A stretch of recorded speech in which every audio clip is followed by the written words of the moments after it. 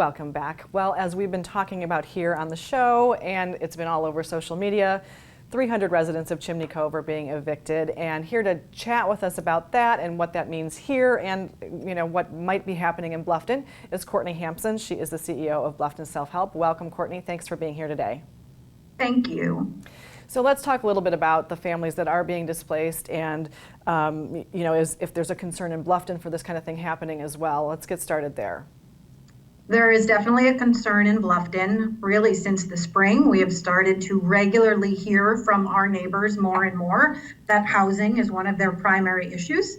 We know when somebody comes to us in crisis, there are 4 or 5 other things happening in the background, right? But housing is becoming this presenting issue that we are very concerned about. And so how can Bluffton Self-Help kind of work with the families to try and help them stay in their homes? Right, so we are thinking about this in 2 ways. Unfortunately, we can't directly solve the affordable housing issue. Right. That's up to our municipalities, and I feel like we're a generation behind in having enough units to solve that problem. But we have an emergency financial assistance fund, and we're starting to think ahead for when this does happen in Bluffton, and we do expect that it will, that we can help with security deposits and moving costs. So we're starting to think about how we kind of repurpose some of our emergency financial assistance budget. Okay.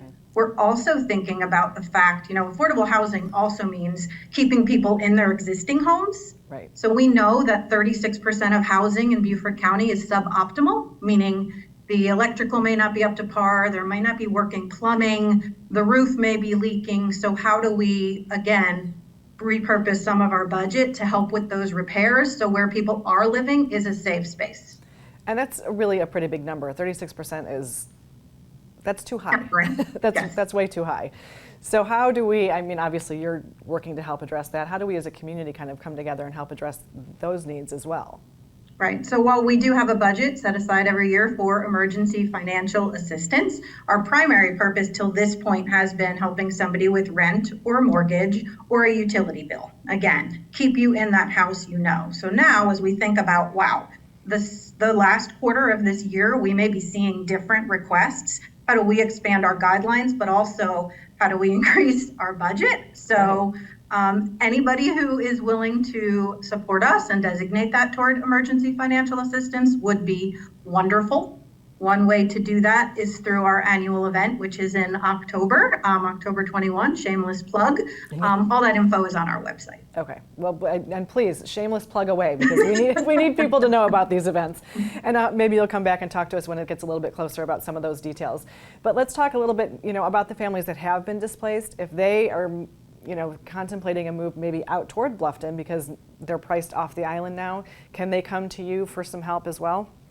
Yeah, so folks can come to us if they are in Bluffton and even to Hardyville at this point. So we have found over the last 12 months that more and more people are moving west. There's this literal westward shift from Hilton Head because it's not affordable. But even in Bluffton, we're seeing folks moving to Hardyville. And we expanded our services to Hardyville about a year ago. If our education programs say anything, we have quadrupled the number of students in our ESL classes from the summer to the fall. Wow. That's in a matter of 8 weeks. So we definitely know folks are moving west, and we want to make sure we're a resource for them there as well. Well, Courtney, thank you so much for being here today, and thank you for all you do in the community as always. Ditto. Thank you. After a quick break, we're going to take a look at what happened in sports over the weekend.